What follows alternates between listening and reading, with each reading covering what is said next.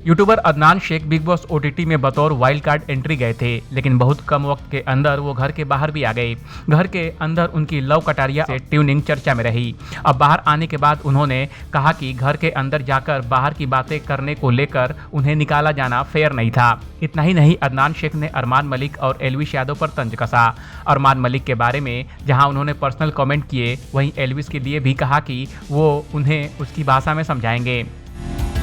अदनान शेख ने सिद्धार्थ कनन के YouTube channel पर इंटरव्यू में कहा कि मुझे लगता है कि घर के अंदर बाहर की बातें करके कहीं न कहीं मैंने गलती किया। इसके लिए मैंने सॉरी भी बोला और एक बार नहीं कई बार सॉरी बोला। पर हाँ, मैं यह भी जानता हूँ कि इतनी भी बड़ी गलती नहीं थी कि अरमान मलिक ने जो हाथ छोड़ा था उससे बड़ी गलती नहीं थी। दोनों को अगर कंपेयर करेंगे तो हाथ छोड़ने वाले को तो पहली फुर्सत में बाहर कर देना चाहिए। अदनान से जब पूछा गया कि अरमान मलिक और एल्विश यादव में कौन बड़ा विलेन है, तो उन्होंने दोनों का ही नाम लिया। कहा कि अगर माफी मांगने आएंगे तो अरमान और एल्विश दोनों को मैं माफ कर दूंगा।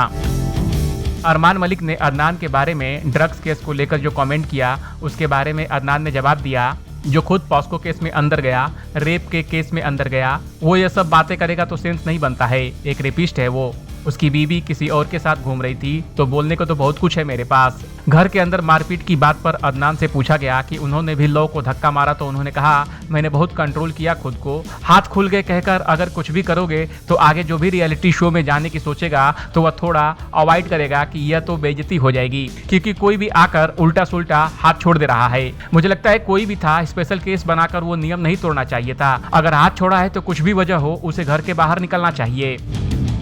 अदनान शेख के इस स्टेटमेंट पर आपका क्या कहना है, कमेंट कर हमें जरूर बताएं। बॉलीवुड और एंटरटेनमेंट की खबरों के लिए देखते रहिए एबीपी एंटरटेनमेंट।